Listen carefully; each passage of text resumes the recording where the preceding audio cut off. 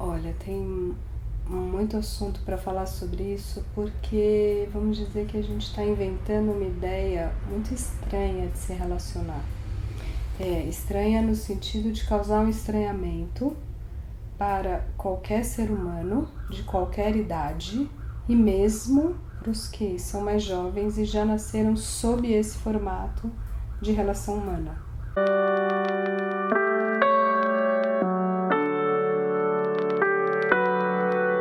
Então, o que a gente chama de rede social é uma forma específica de fazer uma relação intersubjetiva e social, como o nome diz, né? Uma relação entre vários sujeitos. Por que ela causa um impacto e um estranhamento? Primeiro, você perde algumas coisas e ganha outras. Então, acho que o primeiro ponto aqui é não ter uma relação a priori de pré-julgamento. Né, de falar isso é o fim de alguma coisa, ou isso é uma perda. Sem dúvida, é o final de alguma coisa, é uma perda, mas talvez seja uma transição muito mais profunda do que a gente possa avaliar por hora. A gente está muito no olho do furacão. Diria que isso talvez seja uma ponta do iceberg de uma transformação social gigantesca. Talvez a gente realmente esteja mudando de paradigma. Será que tem a magnitude de uma transição do paradigma moderno, né? De uma lógica toda ela pré-moderna, medieval, vamos chamar assim, e uma modernidade que se instaura e vai desestruturar toda uma concepção de mundo, de cosmos, de universo que nem existia com clareza, essa noção de universo, a ideia de transcendência ou não, de como o homem lida com a sua própria racionalidade, com a forma de chegar na verdade, de conhecer. Então, talvez as redes sociais sejam uma parte de um grande mosaico de transformação, né, que está aqui, que talvez tenha essa magnitude. Então, o primeiro ponto é que o assunto é sério, o assunto é enigmático ainda e vale a pena pensar sobre isso e repensar com cuidado. Então, o que é que a gente perde? O que se transforma? A gente perde o corpo do outro. Isso é uma perda, isso é da ordem da perda. A gente ganha também algo desse corpo, porque a gente tem tecnologia para trazer, para presentificar esse corpo até a gente. Isso é a transmissão de som e imagem. Isso é o que a gente está fazendo aqui agora. Né? Então a gente só está podendo conversar com pessoas que estão muito longe da gente que está aqui nessa sala, eu, vocês, enfim, algumas pessoas que estão tendo essa conversa face a face, a gente pode falar com milhões de pessoas, milhares de pessoas, porque existe essa transmissão técnica que está aqui. Então, outras pessoas ganham algo de um corpo, um testemunho, um rastro. Então, a gente está fazendo uma relação muito mais ampla e muito mais por rastros. Ela é por indícios, por partes, por um som que está sendo arquivado, que vai ser modificado e que vai chegar. E uma corporeidade que também ela é imagética, ela é uma imagem, ela é hiperrepresentacional. É um tipo de relação com a representação de um corpo, de um ser via o seu desenho.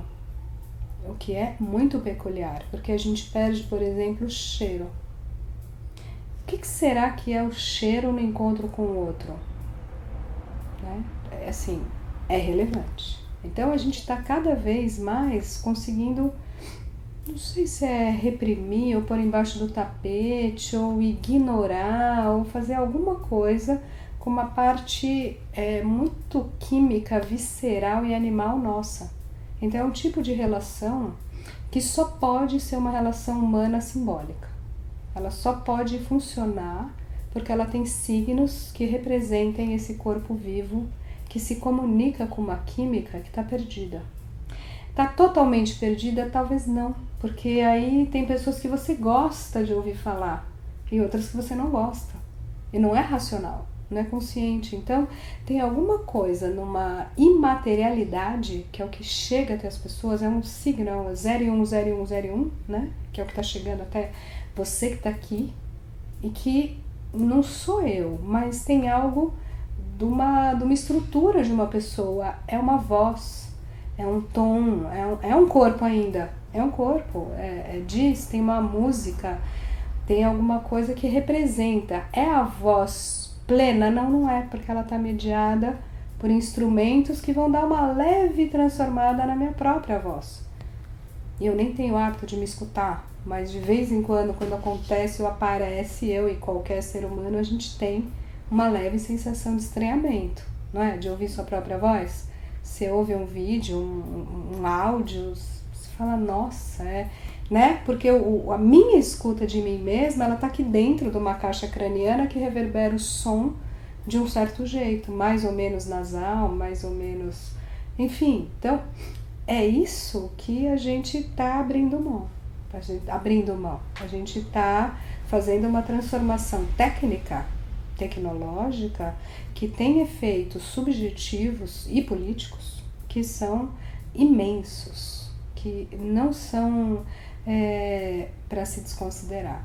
Mas, como qualquer grande transformação, a gente vai fazendo. E a gente não vai ficar em grandes filosofações cada vez que você manda um WhatsApp, cada vez que você faz um Snapchat, cada vez que você vê um Insta. Você vai fazendo.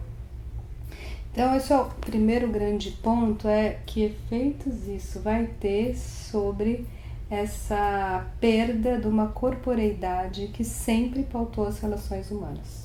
Tanto que a gente, inevitavelmente, chega no ponto que é relação afetivo-sexual.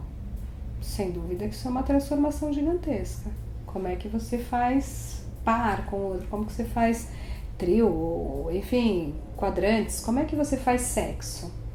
Como é que você faz sexo no sentido mais amplo do termo? Como você sensualiza, sensorializa, sexualiza um elo? Como você erotiza um elo, né? Que seja...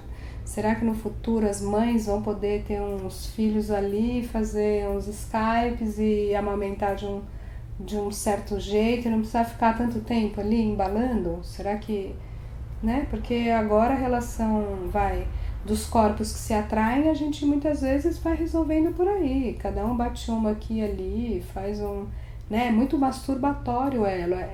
O elo é muito mais indivíduo imaginário que se comunica com uma fala e uma imagem, som e imagem do indivíduo imaginário. Então eu não preciso do seu corpo para gozar. Eu talvez precise de você ou algo que eu projete em você. Ou pode ser mais ou menos pornográfico, mais ou menos conhecido, mais ou menos verdadeiro. Faço um teatro comum, que qualquer sexo é um teatro compartilhado. É uma cena que você dirige, cria junto e atua ao mesmo tempo. Mas você cada vez precisa menos da corporeidade do corpo do outro. Você vai fazendo aqui, então você vai falando, outro também fala outra coisa. Pode ser em outra língua, e se for em outra língua eu nem te entender e nem precisar te ver amanhã, melhor, gozo mais. Tô mais livre, né? Então, será que a gente se libertou dessa densidade da carne, do corpo, desse aterramento, dessa prisão que poderia ser o elo do outro ou o outro no outro dia? Será que essa leveza inominável, ela é interessante? Ela causa angústia? Acho que sim. Acho que causa angústia também. Então, é por isso que eu respeito essa transformação. Eu acho que ela tem uma dignidade de ser uma real e profunda transformação. No sentido que a gente muda o shift da angústia e da leveza. Não é que a gente ganha ou perde só, mas a gente vai deslocando isso.